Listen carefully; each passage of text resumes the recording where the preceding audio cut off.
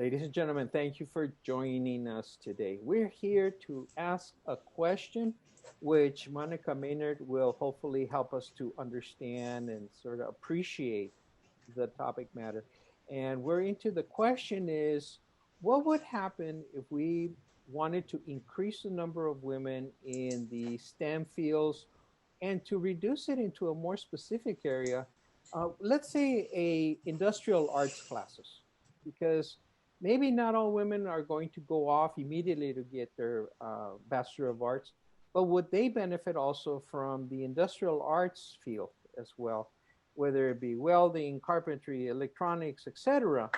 And as we know, these are fields not only of great need, especially now with the fires and the earthquakes and God knows what else is coming in. Climate change is going to put a lot of stress on the infrastructure. But by the same token, we need to look at how can we, all of us, educators, non-educators, how can we help more women to enter these fields of industrial arts? So we have two invited persons right now. Hopefully we'll get a third one in as well.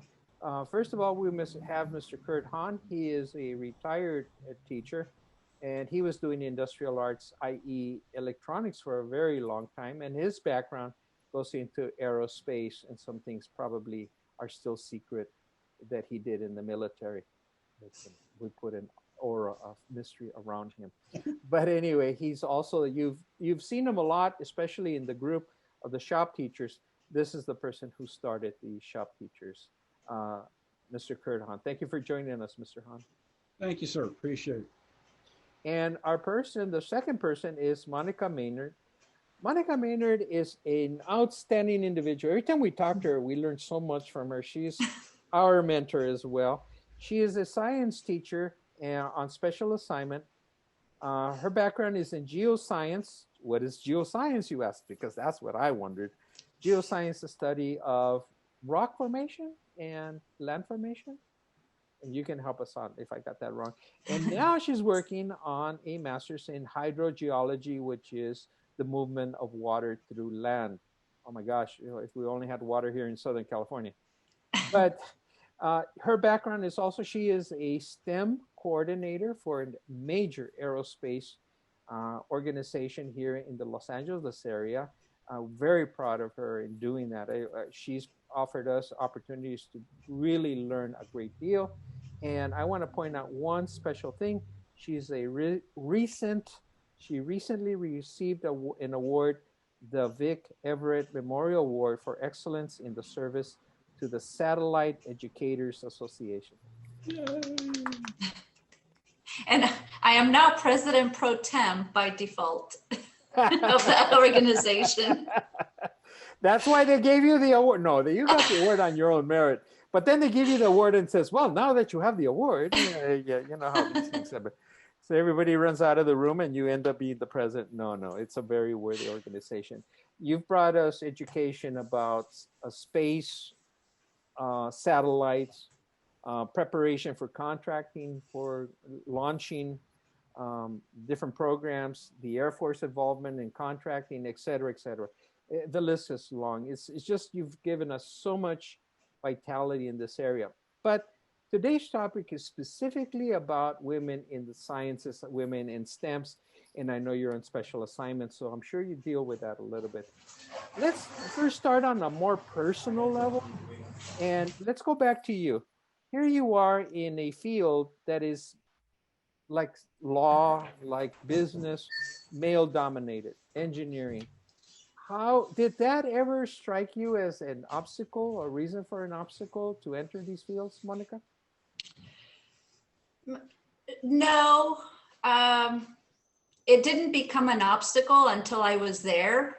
I knew that there weren't a lot of women engineers going into college, but I kind of saw it as a challenge.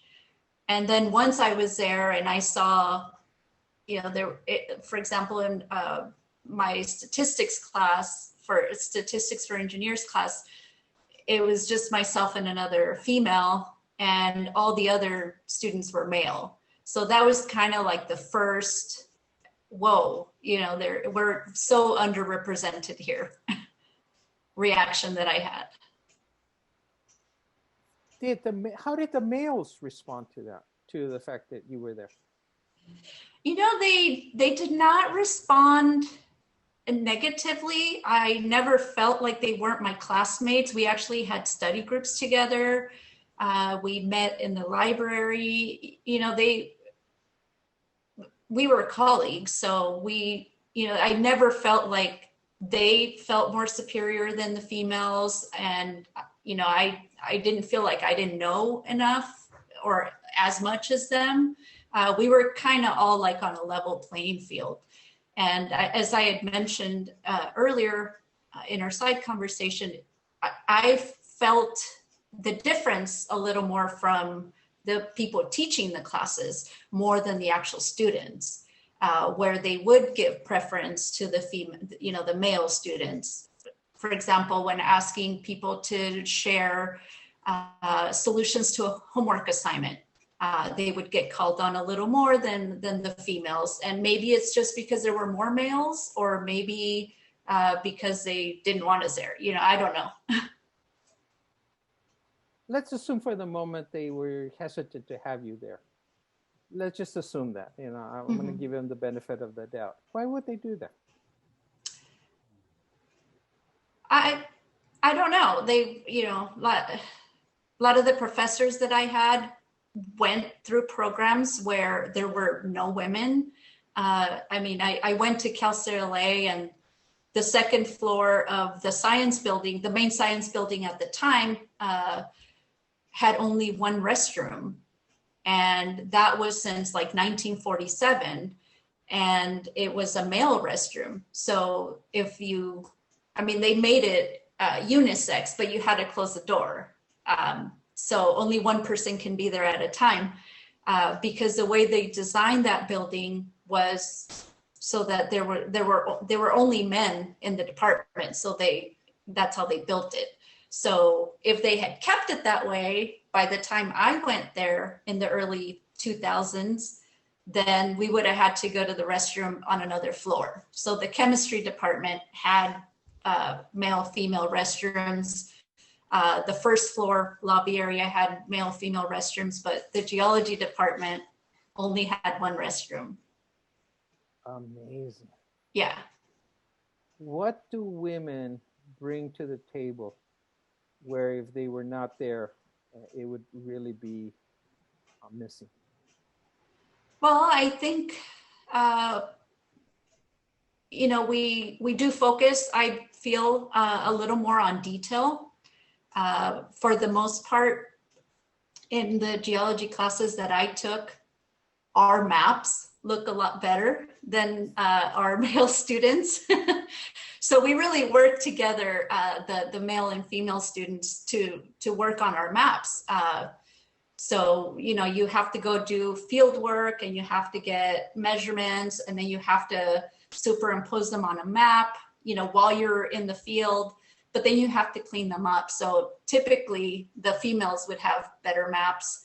And, we would spend more time doing our assignments than the male students did on average. Like we would be sitting there like 3 or 4 women, young women working on assignments, and the gentlemen would go to lunch.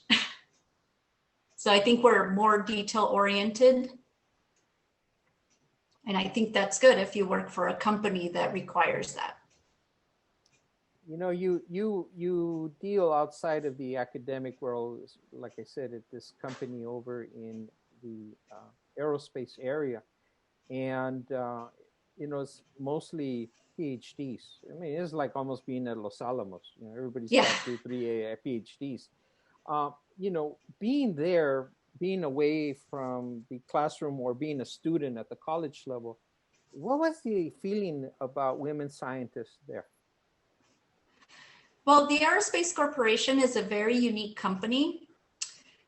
We had a female president, CEO, Dr. Wanda Austin. And she was appointed. So I think that was a great thing, and a huge advocate of STEM. So the program that I currently run was backed by her.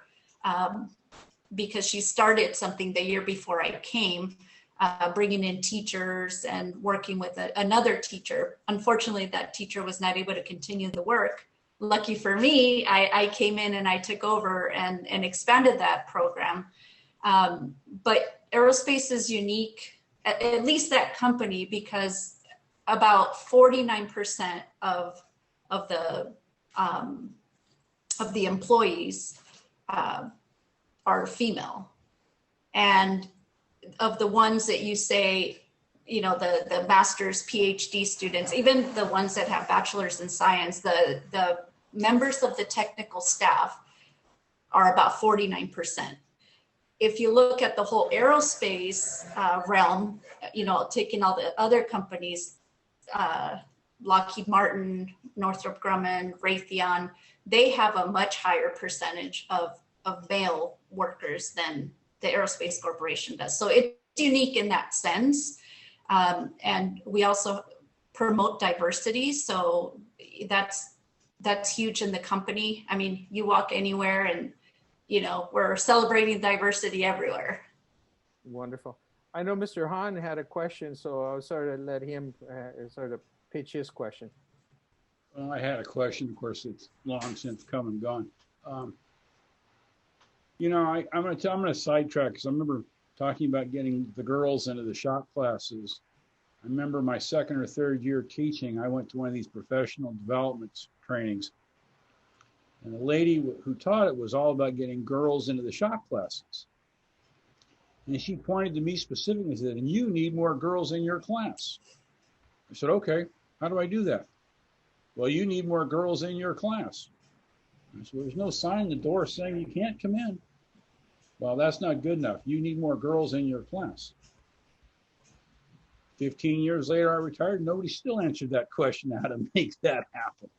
You know, and I say that because I'm all for it, but you can't control who sends the students. And that's why I'm so happy to see Monica in the position she is, because she's my insider to the inner workings of the bureaucracy to help push the idea that, you know, to make this happen. But by the same token, you can't force people into programs they don't want to go into. If I can interject, Mr. Han, you and I worked on some projects off campus in the production world, and you brought in, I can think of probably 4 females. Yeah. And when you brought them in, for all intents and purposes, they were running the show. Oh, yeah. They were running all the technical. You're doing everything. Background. Everything, camera, work, electronics, setting up and everything. They came out of your class and they just jumped in. And I do know of one that I can think of right now. She went on to production and got her bachelor's degree, you know, in Laverne. So, you know, let me give you credit. You didn't have control who came into your class, but I know you did promote women because I was part of that whole world. And they were awesome. I mean, once they came in, we just backed off. We just got out of their way. Well, part of the problem is, and I'm not trying to take away from anybody, but you can't put kids into classes because there's a spot for you to sit. That's where you're going. Unless a kid has a natural desire to go there and learn something, it's not happening, you know. And again, not to take away from anybody. That's why I'm so thrilled when I look at my shop teacher page, and there's ladies all over Canada and the U.S. that are running all these really cool programs. I'm going, it works someplace, you know, not where I came from, but it works someplace, you know. Yeah. Well, you know, the question that I think we're sort of dancing around a little bit is that there's always been this idea that we need more women in STEM fields. Mm-hmm. I totally agree. I do too. Women bring in a whole different mindset that I think is missing in a lot of things. So Monica, I think this question is for you. So in order as one of the major processes to change an offset would be to offer women all girls classes. who start getting their hands involved in cutting wood and plumbing and electronics and soldering wires together, et cetera, whatever it takes to start the basis of hands-on STEM fields. Do you feel that's something that should be promoted? Oh, definitely. I think classes, especially at the high school level, middle school level, where kids are exploring different things and they should be exploring different classes.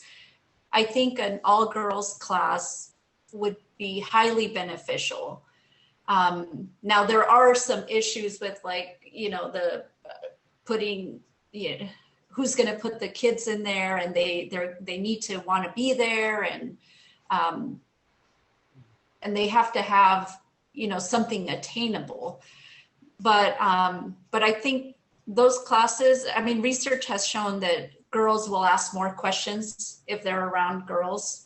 And if they're in a class where it's mostly boys, they tend to shy from asking questions. So I think it would be beneficial. And in some places where it's not possible to have, because of scheduling and money and paying teachers and all that, where it's not available to have inaugural classes, at least to have balance of both boys and girls, or anyone really, transgender students, but I think having that balance is really important. So it's not necessarily the all boys or the all girls, but having a balance so that the girls don't feel intimidated by so many boys in the class. And also that the teacher who's teaching the class is mindful of grouping, so that it's not, mostly girls, in the back of the room working on this, and boys at the front of the room asking all the questions. So yes, female classes would be preferable at the middle school, high school level. But then you also have to remember when they go on to college, they're going to be, both genders are going to be mixed in. So if I were to propose something, I would say a more balanced classroom, because it simulates what they're going to see in college, or, in a community college STEM class. And that's really what I think we can promote that and do a good job at it. Let me take it to another level based on what you said.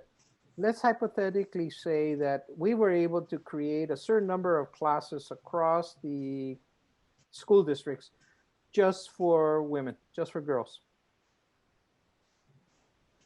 What should the girls be taught besides how to sand and how to recognize this kind of material versus that kind of material, all that? What skills should they pick up in addition to the actual manual trades that would carry them and help them be successful in the college level, being that once they'll drop out of being 50-50? Okay, so you're talking about like soft skills or hard skills? Both. Okay, well, they need to be able to present, what they do. I taught an engineering class when I was working at Sure High School, in the engineering pathway, and I had very few girls in that class, but somehow they ended up working together and they ended up creating great homework assignments. So, part of it was, okay, you have to do the thing. This is what we're supposed to do. And they created these cubes made out of wood, and it was a puzzle. And then they had to use CAD and draw it on the computer and do all that stuff. So not only did they have to have the skills, the computer skills, the working in group skills, but then I also had them present it.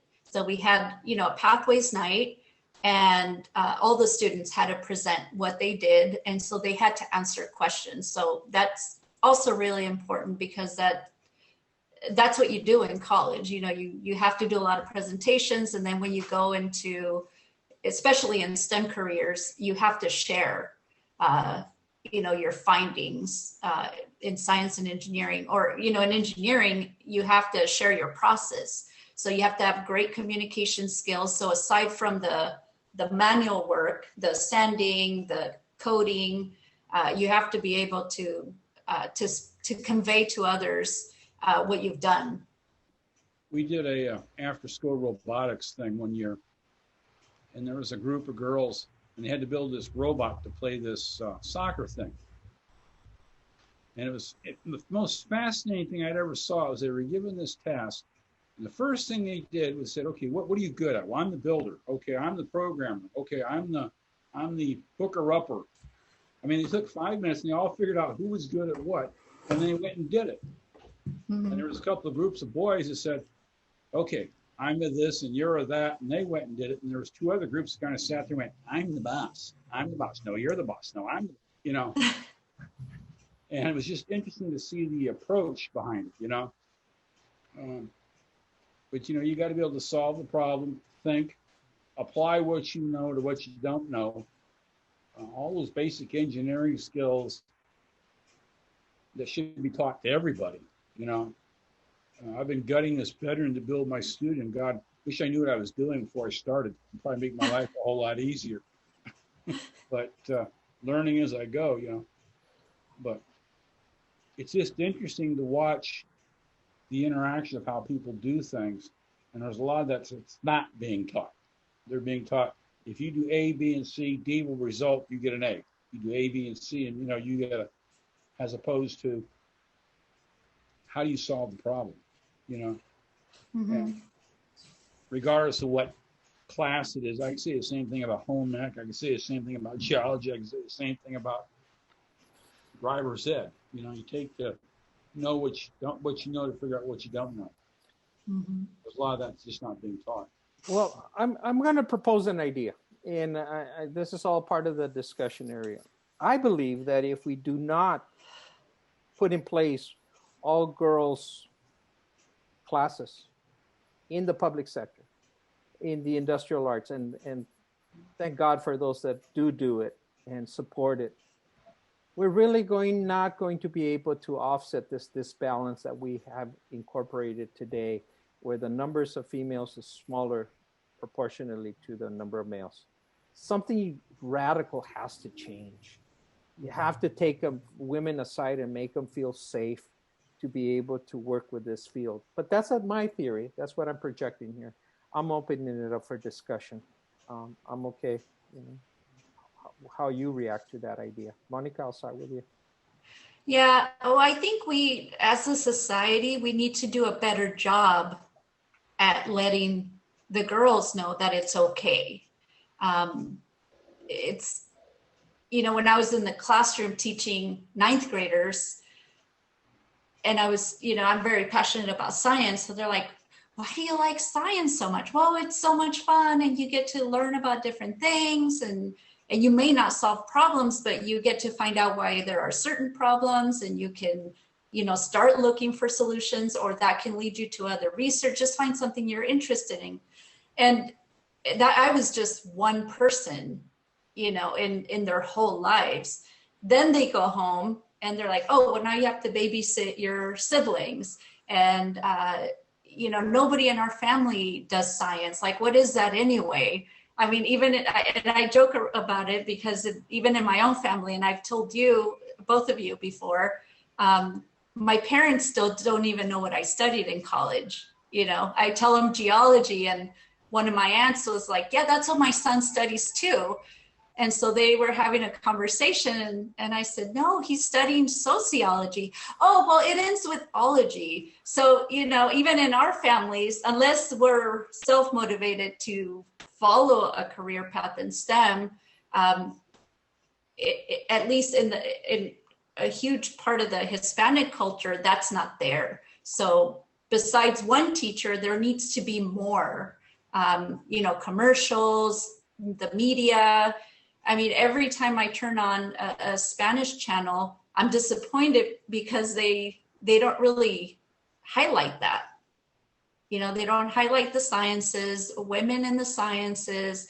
It's all about novelas or, the next disaster that happened in the news, but they don't really highlight that. So that's where it needs to happen. It has to be like a culture of bringing women into these fields. And certain companies, like I said before, do a really good job at being inclusive and opening up that diversity.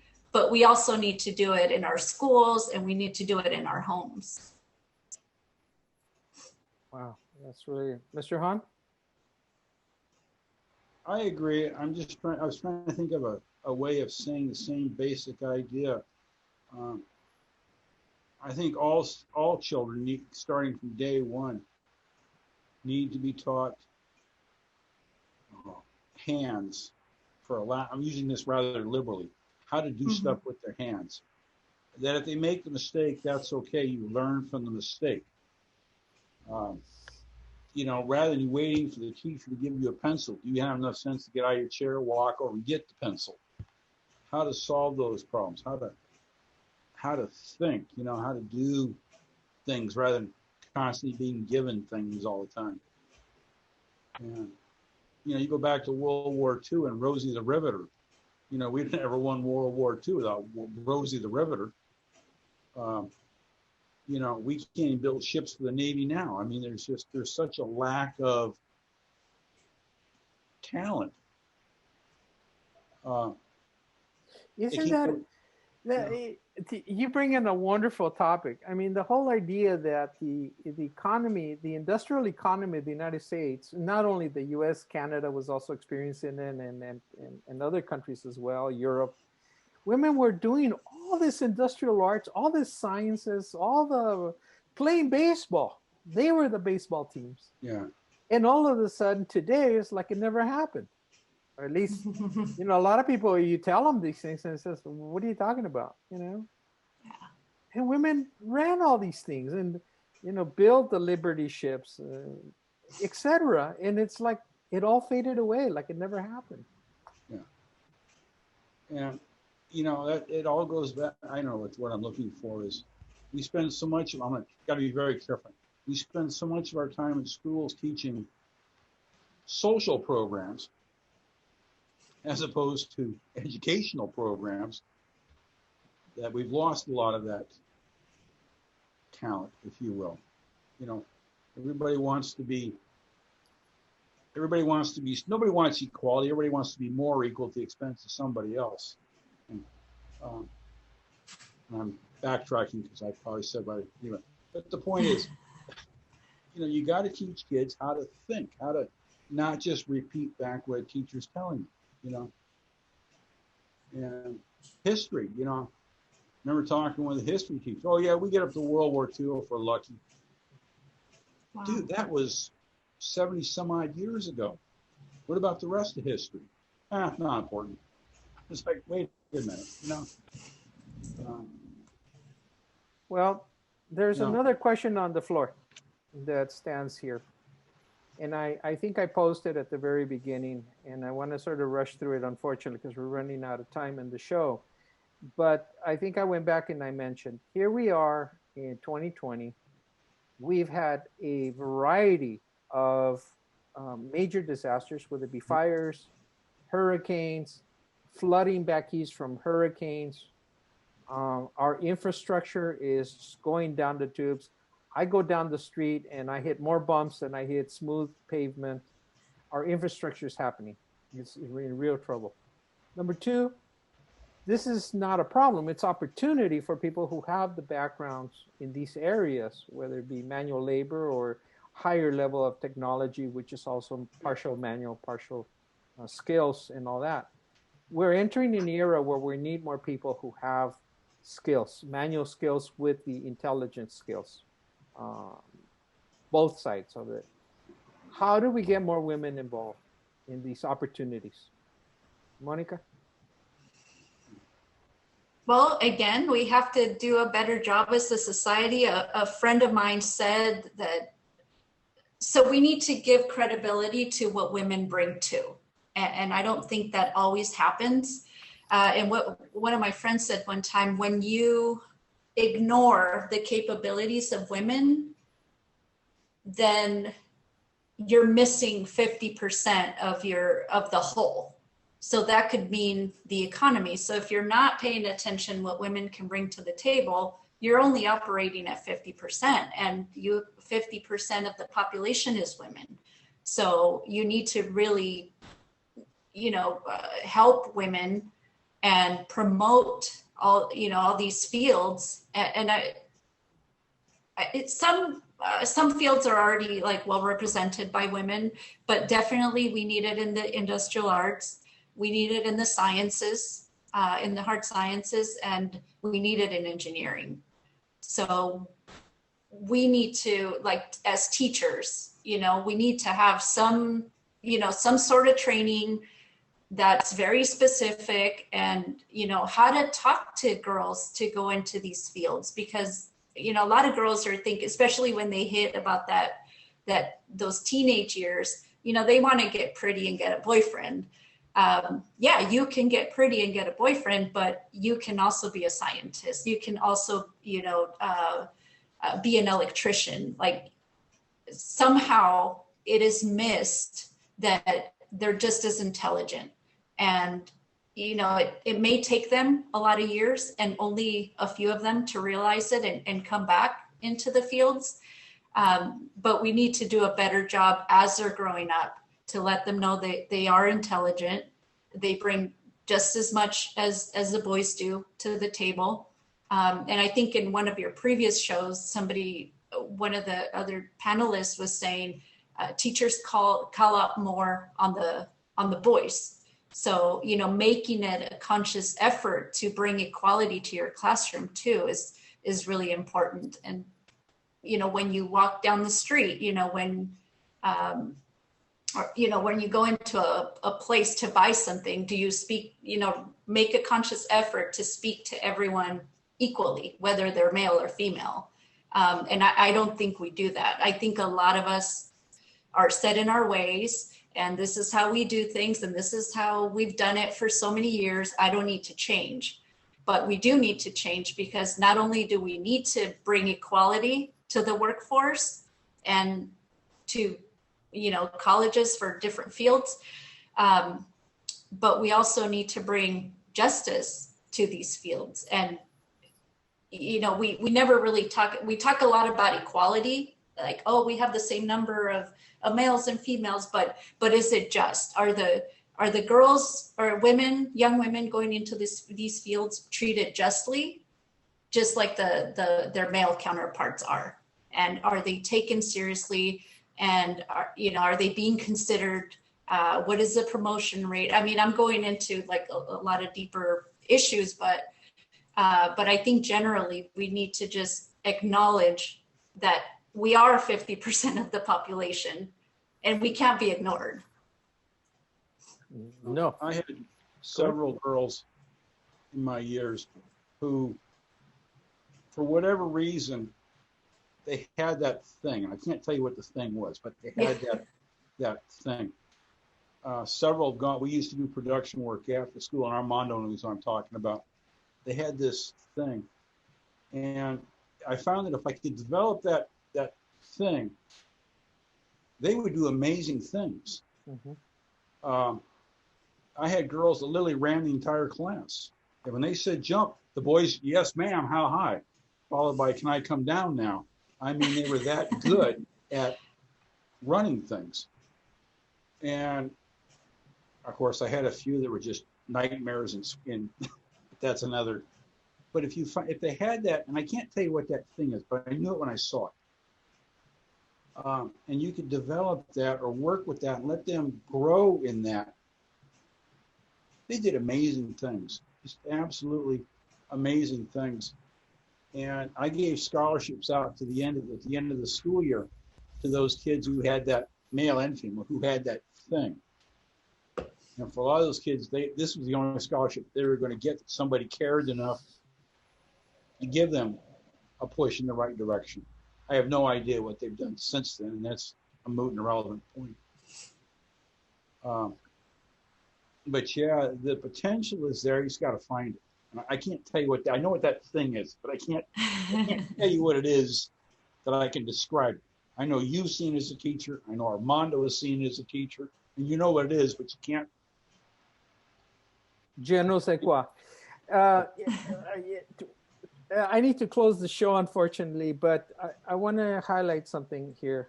Monica, I want to go back to something you said before.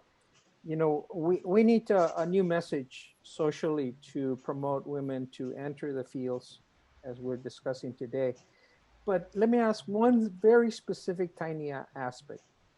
Is the message that women will also have to be breadwinners? That now we live in both husband and wife, or both in the relationship will have to work. Is that getting across to women that they also would benefit in the relationship as well as individually, that they're also going to have to be breadwinners just like the males? Is that message there? Yeah, I think so. I think in a lot of households already, double income homes, and some because they're both professionals, like my husband and I, and others out of necessity.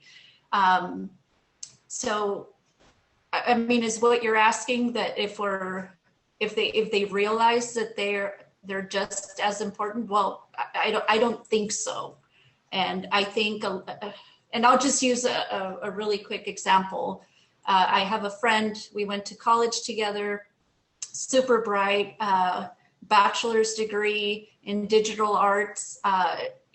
She could have done a lot of things. She chose to stay home with her children, which is totally fine.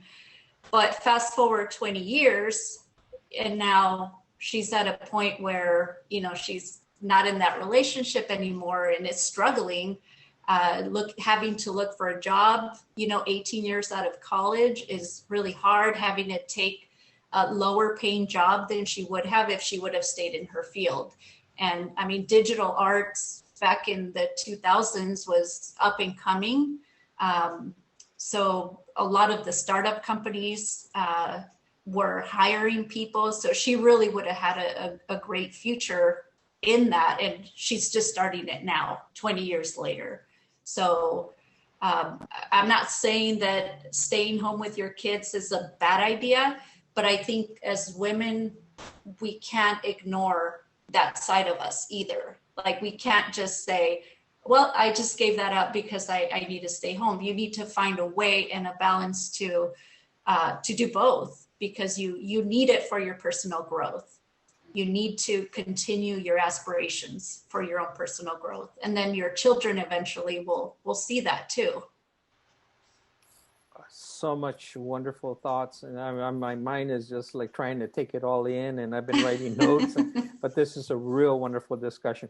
As we're getting to close the show, I'm going to give some time, couple of minutes to each of you to closing statements. And we'll start with Mr. Han, who has the view of all the shop teachers in his group, now 400 teachers 411. Internationally. That's awesome.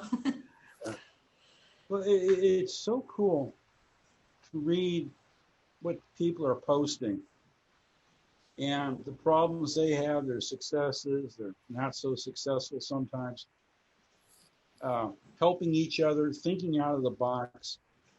And when this concept came up, there were several that had just jumped on because they wanted to hear what was being said. And I think that if you can reach those students, I use the word students, if you can reach, regardless of gender, and you can reach those students and grow those students to go on to bigger and better things, things will get better. I see teachers that are in their 20s and their 30s teaching shop classes that are on fire to teach shop teachers. Then all the old guys like me that are going, I'm glad I'm retired, But they got to start that fire at the 18, 19, 17, 16-year-olds to start that fire for them to go on to do greater things, regardless of gender. And if we can do that, and I'm hoping that anybody who watches that can reach one kid and say, you can do this, then I feel good. Well, thank you. And that's my thought for the day. Monica? Uh, what can I say? We need to do a better job as a society to bring more females into the STEM fields and the arts. Um, it's it's not that we're not capable. We're very capable. But we need that support. Not everybody is self-propelling. Some people need help along the way, and not just the females in the classrooms, but I think right now in our society, I think the women need a little bit more of a push to see that there are these opportunities. And not only that, but in general, the STEM fields are higher paying positions, jobs than in other fields, like psychology or sociology or even the fine arts. So, I mean, when kids go to apply for college and they're looking for a major, they should really, they as teenagers, they're very motivated by money. So if there are teachers out there that want to do some research projects on income, that would be a great one. And then they could find and see that even with a community college degree, you can come out of that community college, be an electrician and make $90,000 a year. Those jobs are not being taken because people are not prepared to take those jobs. They shy away from those jobs, both male and female. We do have a shortage of individuals in the STEM fields, the tech jobs and the professional STEM fields as well. So, if you're out doing research and you don't know what you want to study, you don't know what you want to do, take a look at what an engineer makes compared to somebody who majored in music. And I'm not saying music is bad, but they really have to look at what the long-term plan is. But like you said, our infrastructure is deteriorating, and who's going to fix those potholes? Well, it's going to be the techs, the scientists, and the engineers. So that's where the money is. That's where the focus should be, in breeding those people to take those jobs. Thank you, Monica. I have the privilege of hearing you and bringing in ideas from Mr. Hahn and you, and then sort of mumbling over while I'm listening to you. So I've got two ideas that I'm going to present that I got from both of you. I'm going to give more credit to Monica. She shared more than She's smarter than I am anyway. Something you said, Monica, that really hit the spot here. I'm envisioning a race car, and everybody says, how come we're always going slower if we have the biggest engine? And the answer is, well, we have the bigger engine, but it's only working 50%. So as a country, as a population, if we're only working 50% or less, and we're ignoring the other 50%, i.e. women, we're always going to go slow. If we're going to go slower by the day, it's just not going to work. That formula is not conceivable. The second thing that you said was you reminded me of something that I saw when I was traveling. My wife and I were in the Sahara Desert. They showed us some trees that were growing and very strong, and they said, we're putting these trees up because we want to reduce the sand, we want to reduce the wind, and once we do that, we can grow things on the other side. And this is a project where we're lining up all these trees. So what does that have to do with our conversation today? But they said these trees, when they're very, very small, they have to go through a tremendous amount of protection until they get to a certain size. Then we can move them from the laboratory and put them out in the field, and they will be resilient where most of the normal trees would never survive. But when they're small and they're barely growing out of their seed, they require a lot of care and a lot of attention to make sure that they get to that stage before we put them out in this field.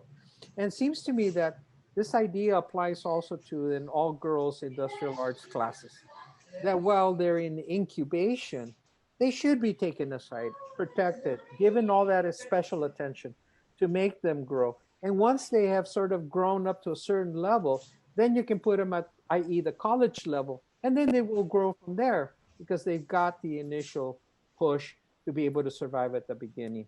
So I think what I heard from both of you, and quote me if I'm wrong, is we're all in very much in agreement that there should be an all-girls industrial arts program, all-girls STEM programs, all-girls computer blank technology classes, and then incubate them in that period of time.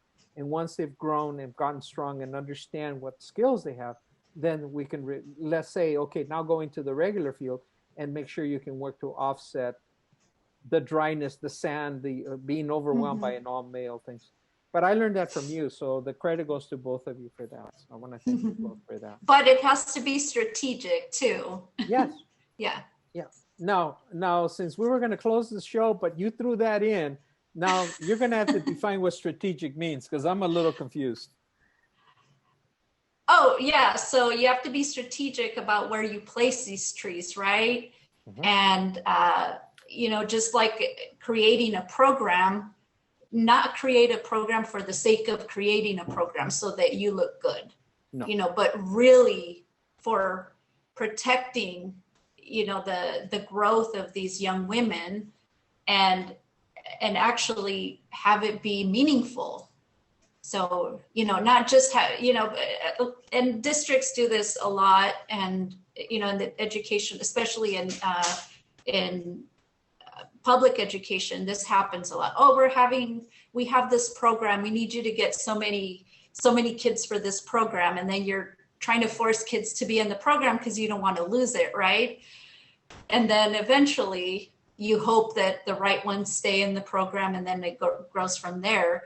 So in creating an all-female program, there needs to be a lot of work, pre-work, before you create this. And you have to have buy-in from your administrator, your district, counselors need to know that. Otherwise, they place the students that are not right for that program in there, and then it doesn't work. So I personally had an issue starting a program where anybody who wanted to be in the program could be in there, but they didn't really know what the program entailed. And then we had students being really frustrated and parents frustrated. And even though we had a good support system, the buy-in wasn't there initially. So, eventually the program took off, but it was really hard to take it off the ground because we were missing some of those components. We have in education, we have this thing that right around August, somebody says, we're going to start this program. Okay, here we go. And by December, things are stumbling along. Not by March, it's on its deathbed. June rolls around. Okay, that was a failure. And then cut, goodbye. And you, by the way, you all screwed up. Wait a minute. We've all been there. Yeah. Wait a minute. You guys really want to start another show, don't you? We are going to end this show with on a high note where we've produced more questions than answers. That is wonderful. Again, we are promoting this on Shop Teachers, and we're going to invite other teachers in the Shop Teacher program, no matter where they are in the world, to participate in further shows. This is not the only one we're doing. But again, I want to thank Monica Maynard. I wish you continued success in your program and your master's, to continue in your satellite program, Educators Association. You're the president by default. Thank you. Congratulations. Yeah, you're all invited to the conference in July. Hey, you know us. We're right there with you. Whatever you say you have, all of us should be there. Awesome. Oh my gosh, it's far more than I could ever imagine. Mr. Kurt Hahn, thank you very much for your ongoing work on Shop Teachers on Facebook. Continue the work as well. And you bring us all together, and you allow all of us to throw some jokes, drink coffee with you. And your coffee jokes are always there. I love those. but more than anything, you allow a voice for all of us to share our frustrations sometimes, because we're all facing a lot of things, not only on our personal level, but also professionally. And you help us to sort of work those issues through as well. So thank you, Mr. Han. I'm Armando F. Sanchez. If you have any questions, please contact me at afsanchez66@gmail.com. And thank you for listening and viewing us. And you can be certain that we're going to be back, and we hope more of you participate with us and continue the dialogue. Thank you, and I wish success to all of you. Thank you. Yes.